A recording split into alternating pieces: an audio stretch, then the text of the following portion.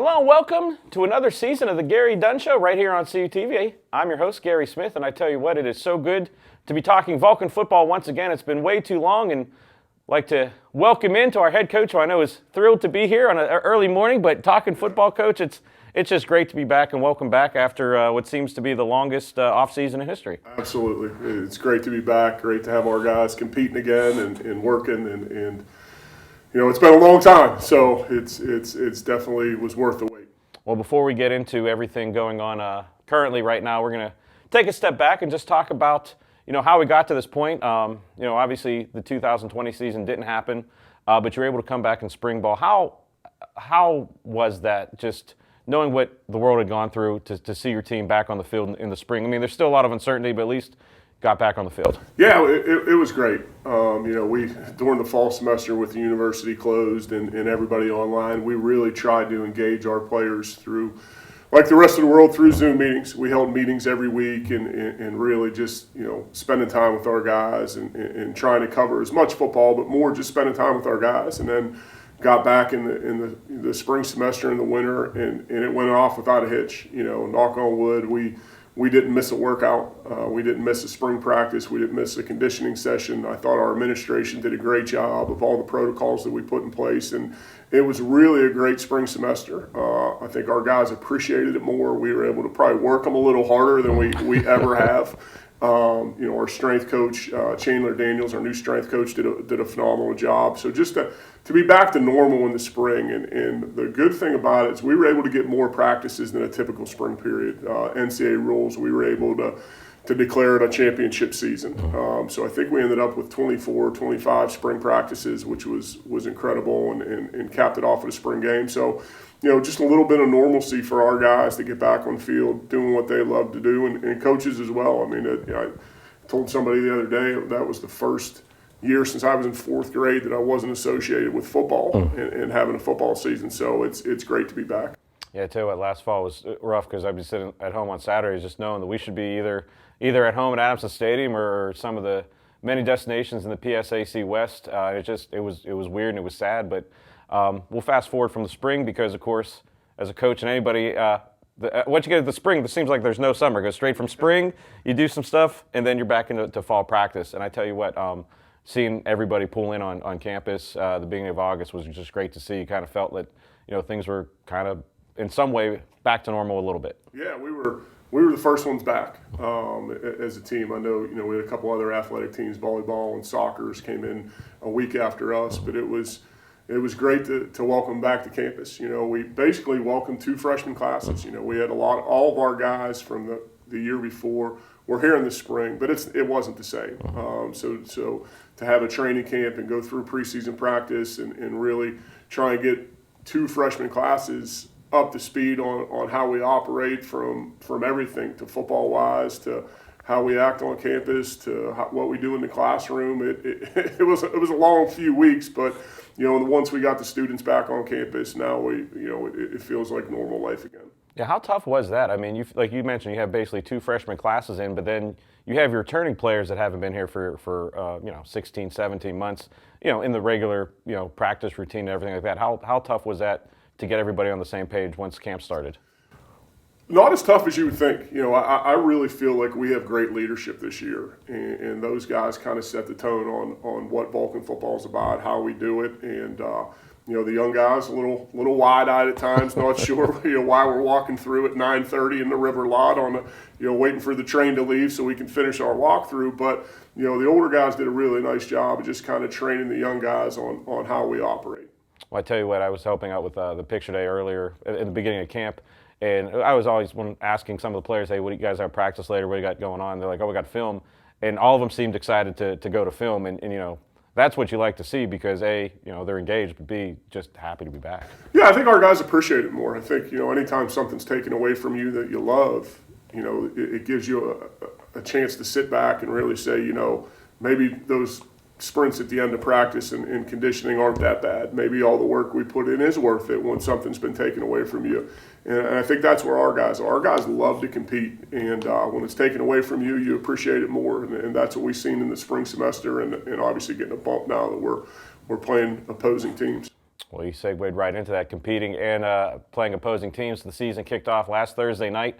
Beautiful evening at Fairmont State University. And Coach, how exciting was it for you to lead the team back on the field after, like I said, about 16, 17 months without, competition? Yeah, just excited for those guys and excited for our coaching staff.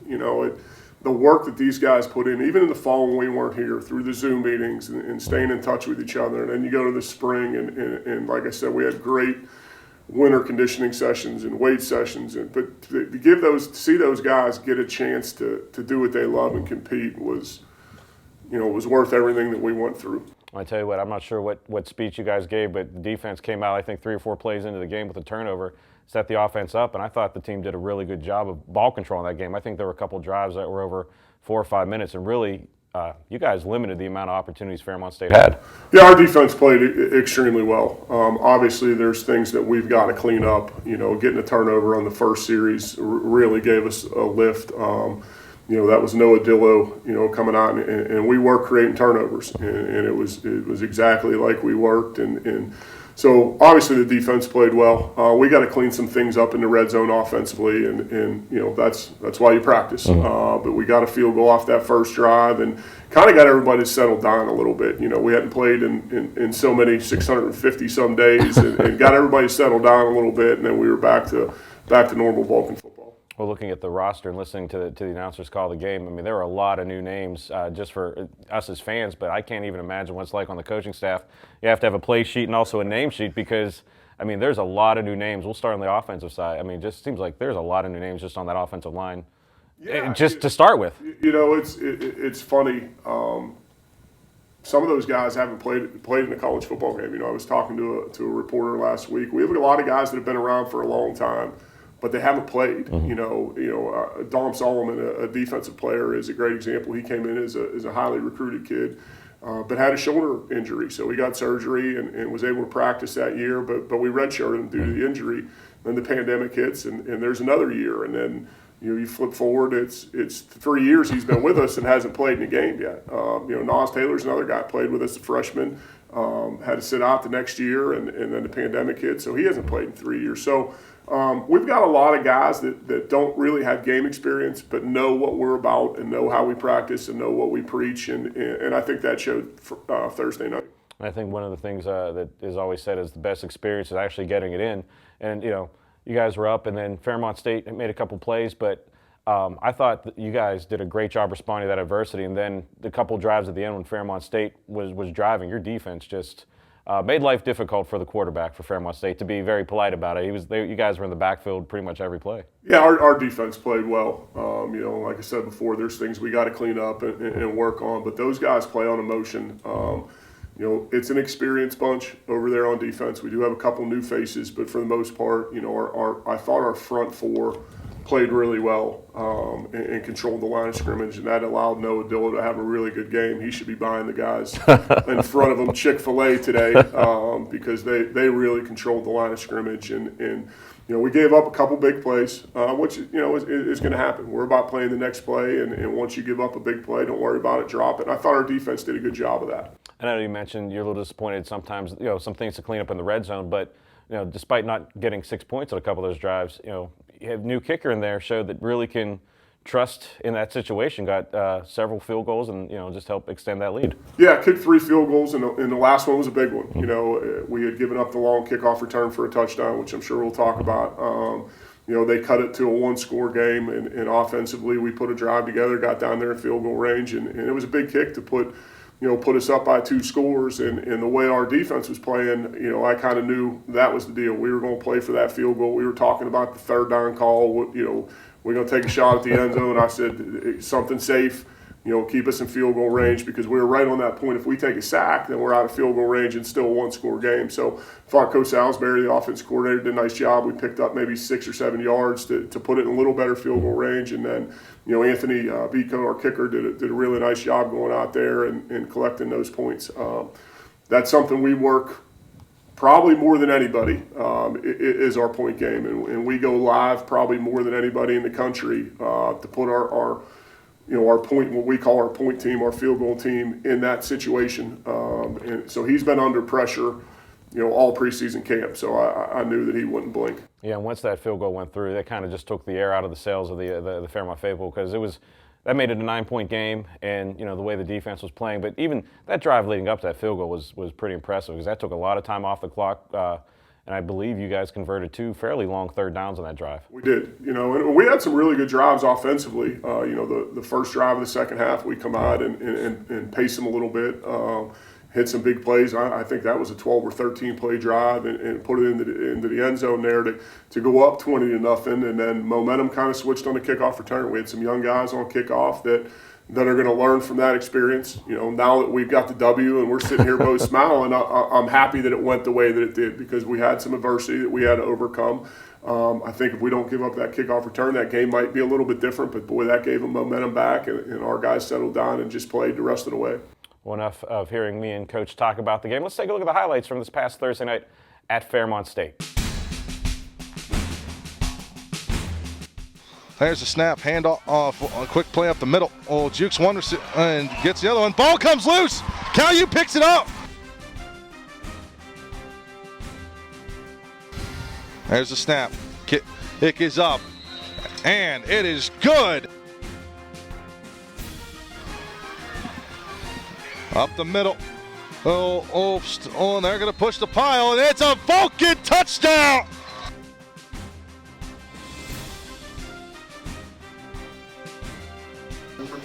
There's a snap, hold, kick is up, and it is good, and that'll be the end of the first half. There it is. There's touchdown on Vulcans. And there's the kick. He'll take it from the 5. Got a bit of a lane, and he's got some open field. He got a blocker. Down across the 50 to 40. 35, 30, 25, 20, 15, the 10, 5. And there's a touchdown, and there's the momentum shifter for Fairmont. And here comes Caillou bringing the pressure, throws it downfield, looking for his man, and caught. Touchdown, Fairmont. Empty set. And Fairmont threatening, and he'll have to scramble, looks for a man, and he's going to get wrapped up and dropped at the back of the 30-yard line. And Mitchell takes the snap, drops back, finds a man downfield, and it's over to Tyson Hills. He makes the catch, and he's inside the Fairmont 20-yard line. Snap, hold, kick is up, and it's good. Caillou extends their lead 23-14.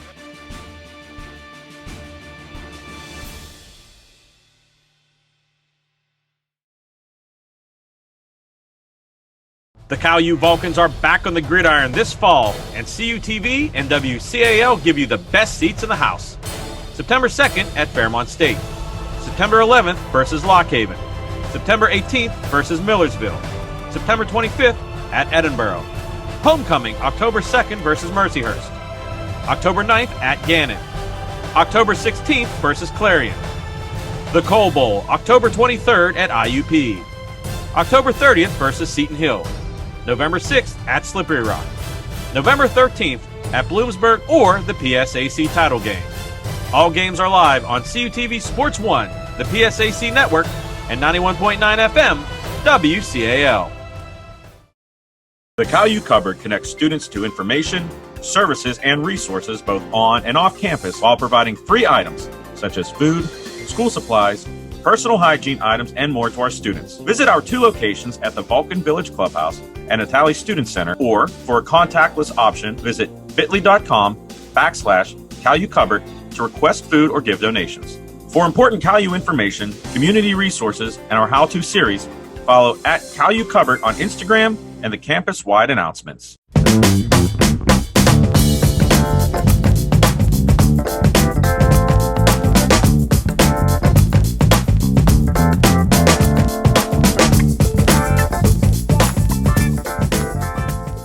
Welcome back to the Gary Dunn Show. Once again, I'm Gary Smith, sitting with Coach Dunn, and we just saw the highlights before the commercial break of the Fairmont State game, and Coach, once again, just a tremendous win on the road. And Does it matter as a coach what first game on the road home? Does it matter, or is just happy to be out there? Yeah, getting just somebody in a different colored jersey. Yeah, obviously we'd rather be at Adams Stadium 11 straight weeks, but sometimes coming out of preseason camp, it's nice to get the guys off campus. It's nice to just get away. And a short trip, I think it was should have been an hour and 15 minutes. Our buses got lost. We got a tour of Fairmont, so it took us probably about an hour and a half, hour and 35 minutes, but we got to see all of Fairmont, which was beautiful. So, you got to line up. You got to go play where they say you got to play.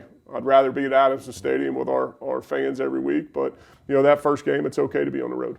Well, it must be something about Fairmont because our guys had the same detour, and I told them on the phone, just follow them on river because eventually we'll make it back to California since the headwaters are there. But as we mentioned, first game of our first week of football. Let's take a look at everything that happened in the PSAC this past weekend, and it was non-conference weekend, so we have a whole lot of scoreboards to go through. We see Cal, Fairmont, we talked about that ad nauseum, and we'll go down the columns. Slippery Rock and Wayne State in a close one, 24-21. Slippery Rock got the win. Edinburgh and Grand Valley State was canceled. So no score there. American International in a close one, 14-9 over Millersville. Coach, that was a lot of close games in the first week of the season. Absolutely. That Slippery Rock game was a good game. I had one of our alumni that watched that was telling us about that. It came down to, I think, Wayne State went for it on 4th and 3 to end the game because they had missed a couple field goals. So it was a good win for Slippery Rock.